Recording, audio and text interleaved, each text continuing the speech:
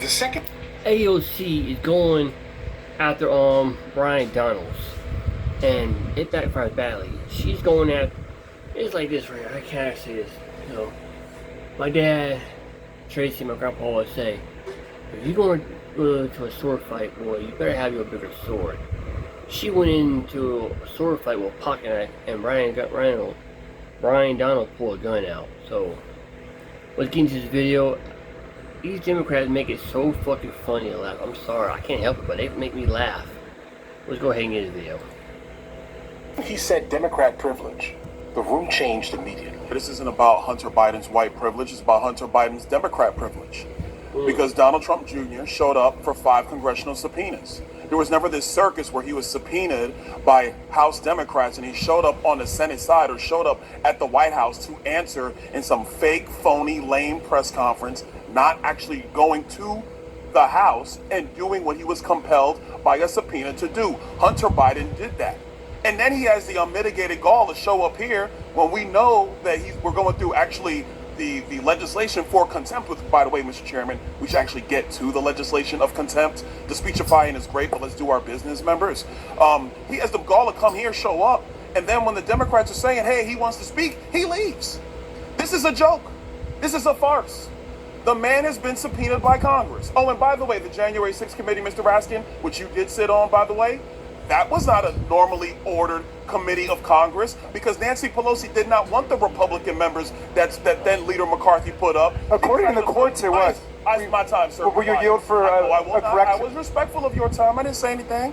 So, ladies and gentlemen, let's move forward with our business. He should be held in contempt. There was a subpoena. He did not answer it. Any other American will be held in contempt by Congress. Any other. This is Democrat privilege of the highest order. Let's do our jobs. If we're going to talk about Democrat privilege, we have to look at the most recent case of it, I would say specifically. When it comes down to a congressional subpoena, Bill Clinton and Hillary Clinton, when they did get their congressional subpoena, what did they do? The first time I'm talking about, not when they were basically forced to go by their lawyers when they realized that, maybe I should not act like I'm above the law here. Chair, now recognize Ms. Ocasio-Cortez from New York. Thank you, Mr. Chair. Just to address briefly, quickly, that moment about privilege and all of this that we're seeing here. It was a very beautiful speech. As also the Republican side had mentioned in their many raisings of the January 6th committee, that it's not just Hunter Biden, you, me, any individual subject to equal treatment under the law, to be held up to accountability under the law, but it is also these committees and this committee that is subject to oversight and law. We must comply with the law here as well. Now, I may be one of the very few people that actually believes in Congress, in this country, but I do, and many of us do here. And we have an obligation to engage in good faith participation to execute and comply with the subpoena. The chairman said in front of the country several times to Hunter Biden, you can show up here in front of the world, in front of the public. Hunter Biden took him up on that offer. He said, I will show up in public. I will show up in public. He showed up here today. He showed up here in the past. And Mr. Chairman, I know you do your best with what you've got, but you've got members here that have submitted falsified evidence to the record. You have members here that have submitted and mischaracterized closed door hearings, and people want to say back and forth. At the end of the day, it doesn't matter what party it's happened from. You've got members who've engaged in revenge in this committee. So it is understandable why Hunter Biden would want to testify in front of the public for the American people to be able to witness that testimony for themselves. You've got members who've defied subpoenas. You've got members who we are 1 year into the term asking what the rules are at the beginning of the committee. The book was given to us on day one. And so what we should do is allow the man to testify. I believe in the power of the Oversight Committee. Frankly, I believe in it regardless of whether Republicans or Democrats have the chair, because I believe that this committee should have the power of oversight. And we cannot do that on a partisan basis. And so for that, I implore this committee to allow Hunter Biden to testify publicly. I implore and I ask for that to happen. And we cannot do that by getting engaged in this back and forth on a defiance of a subpoena. Let him comply. Let him do it today. Let him do it tomorrow. But let the man do it. So Hunter Biden's side is pushing for the idea of transparency, basically a public testimony in Congress, right now, here now. But the issue here is that, guys, the witness is not someone who has the ability to set the terms of what Congress is going to go by. So Congress typically controls like the entirety of that format. All right, so you really don't have much say in how that's going to work here. Secondly, if anyone, okay, disregards a congressional subpoena, then they should, all of them, be charged with something. Like, under no circumstance am I going to sit here and tell you this here that if you do not go to a congressional subpoena, everything should be fine for you. No, bro. Okay, that sounds like a failure to appear. Okay, and that sounds like a much stronger failure to appear than your local courtroom's failure to appear. You're living in the greatest country on the planet. Do your civic duty. First, it was said in this hearing, Mr. Chairman, about you specifically, that you repeatedly said you would give Mr. Biden any opportunity. He could choose which one to come and speak in front of this committee. He could do it by deposition. He could do it by open hearing. It was up to him.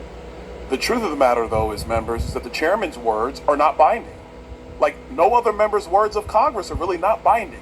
The binding article... Point of order. Does the chairman agree with that? Point of order. Does the chairman agree? Are you going to restore my time? Point of order. Point of order. Okay. Does the chairman agree that the chairman's words are not binding on the committee? That's not a point of order. It has nothing to do with the order of this hearing. Thank you. Can I go back to 4 minutes and 34 seconds? That's where I was before I was interrupted by Mr. Raskin. Yes, reset the Thank clock. you. Thank you. What is binding is the actual written document, the written language in the subpoena, because a subpoena from this committee is also signed off on by the clerk of the House. That is the binding document that matters here. That is what governs. That's number one. Number two, that was said in this hearing. It was said that our witnesses said that there was no basis for an impeachment. But remember, members on the Democrat side of the aisle, what was said by Mr. Turley at the time was that there was plenty of evidence for the continuation of an impeachment inquiry. And the purpose of that hearing was the relevance basis for an impeachment inquiry. The House has now voted for an impeachment inquiry. And one of the first things that the House did after the vote of an impeachment inquiry was to subpoena Hunter Biden to appear. Hunter Biden has evaded that subpoena. So flagrantly did he evade it that he decided to show up at the Senate side to give a press conference, and Eric Swalwell, a member of the House, helped him get that time on the Senate side to give a press conference. That's a flagrant violation of a congressional subpoena. Secondarily, he has the gall to show up here when we're actually discussing contempt.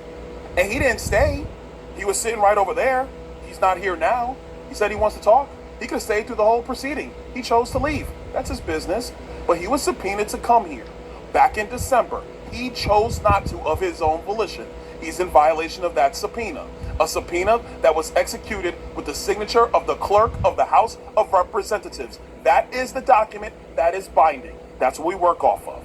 Mr. Chairman, I actually want to submit for the record an article from The Hill written by Jonathan Turley, and it is titled Eric Swalwell and the Politics of Contempt. Without objection, so ordered. Thank you. I'm glad something got admitted to the record. Last, a couple other points. One quick point I want to make, and this is in reference to the minorities' report about this $7.8 million. I want the minority to understand one very important distinction between President Biden and President Trump. President Trump has an international real estate portfolio that he has amassed over decades. I'm quite sure if you go back through all of the hotel receipts before he was president of the United States, that you had foreign dignitaries staying at Trump hotels all across the world. Will the gentleman yield? I'm not going to yield, Mr. Raskin. I'm making a point. Because they're actually very nice hotels. They look good. People like staying there. President Trump was not running the Trump Organization when he was president of the United States. To my recollection, Eric Trump, the president's son, was actually running the Trump Organization when President Trump was president of the United States. So if he had a portfolio of hotels and people choose, through Expedia, through Kayak, through Hotels.com, if they choose to go and stay there, How is that the president being in violation of what the emoluments clause? That's what you're citing? Stop. Ladies and gentlemen, America, this is ridiculous. Right. The Nitpicking. Biden family has no business. They've never had a business except for politics.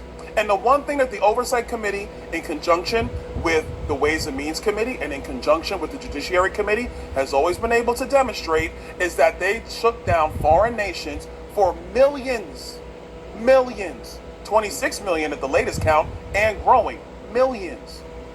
And there was never any business entity involved except public corruption and a pay-for-play scheme. We have questions for Hunter Biden. We issued a subpoena for him to answer said questions. He ignored a congressional subpoena as a private citizen. Remove the partisan nonsense for a moment here. I grew up in the state of New York, hearing Trump's name all of the time here, guys, all right? Trump as a person, guys, he's just a New Yorker to me, personally. But him as a politician, he's getting things done. I'm not angry at it. Just understand that there. And I'm saying all of this to basically say this here. Trump was the man in the 80s and 90s. So much that he was mentioned how many times in rap music. Everyone wanted to get rich like Trump, right? So now imagine, how about this here also? He was also in the movie Home Alone, which I recently watched for the first time over on the Movie Reaction channel, guys, okay? I need you to understand the pop culture Trump is. And America's largest exporter. Like, what do we export more than anything else on this planet? It's our culture. It's our media, okay? So there are people from all around the world who know nothing about Trump. Okay, cool, he's a president, whatever, right? But he specifically denotes wealth to people. So if you are a foreign dignitary, you're going to look for some of the most premium hotels you possibly could stay in.